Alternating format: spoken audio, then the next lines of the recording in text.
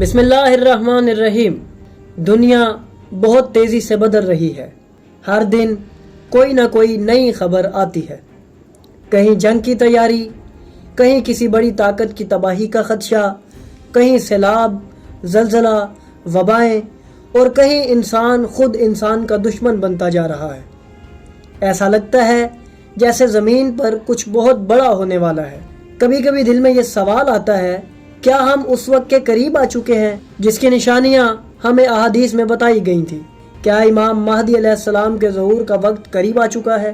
ائمہ اہل بیت نے ہمیں جن فتنوں، فسادوں اور طاقتوں سے خبردار کیا تھا، ان میں سے بہت کچھ آج ہمیں اپنی آنکھوں سے نظر آ رہا ہے۔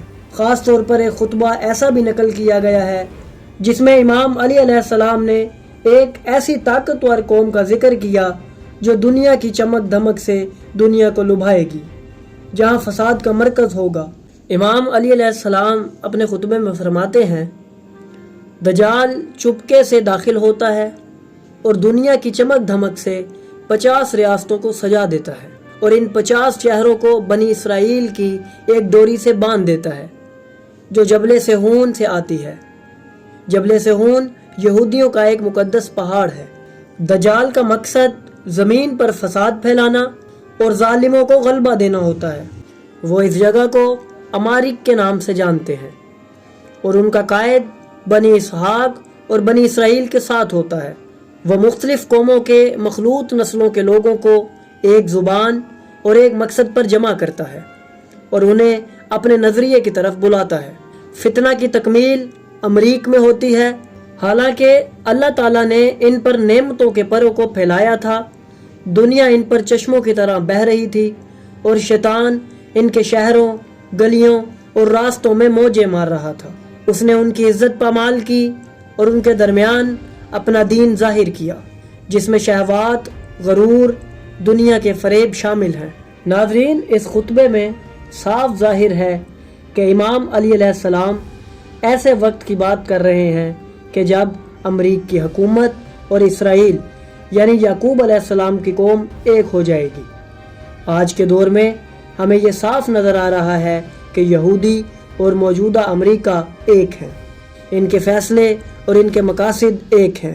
امام علی علیہ السلام اپنے خطبے میں مزید فرماتے ہیں، یہ لوگ دنیا کو تقسیم کرتے ہیں، نیکی کو دباتے ہیں، یہ فتنہ ہے جو انسان کو ہلاک کرتے ہیں اور کمزوروں کو ڈراتے ہیں، چاہے وہ مسلمان ہوں یا غیر مسلم۔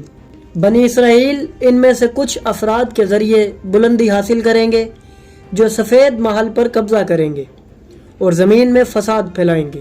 ان میں سے کچھ لوگ سب سے زیادہ دشمن ہوں گے ان لوگوں کے لیے جو کہتے ہیں محمد اللہ کے رسول ہیں، اور یہ محل وہی جگہ ہوگی کہ جہاں دنیا بھر کے فیصلے کیے جائیں گے۔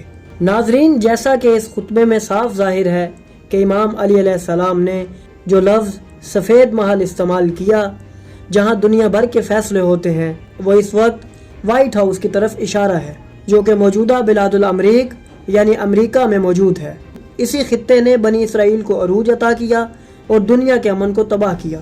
ناظرین، آج امریکہ میں ہونے والے موجودہ حالات اس پیشن گوئی کی تصویری جھلکیاں دکھائی دیتے ہیں جو کہ امام علی علیہ السلام نے اپنے خطبے میں ارشاد فرمائی۔ ناظرین، یہی وقت ہے جاگنے کا اور غور کرنے کا کہ جن روایات کو ہم کتابوں کی حد تک محدود سمجھتے ہیں، ان میں ایسی حقیقت چھپی ہوئی ہے کہ جسے جان کر انسان ہر قسم کے فتنے سے نجات پا سکتا ہے۔ تو ناظرین، اگر آپ کو ہماری یہ کاوش پسند آئی تو ہماری ویڈیو کو لائک کریں، ہمارے چینل کو سبسکرائب کریں اور بیل آئیکن کو بھی دبا دیں تاکہ آپ کو ہماری آنے والی مزید ویڈیوز ملتی رہیں اور آپ علم سے مستفید ہوتے رہیں۔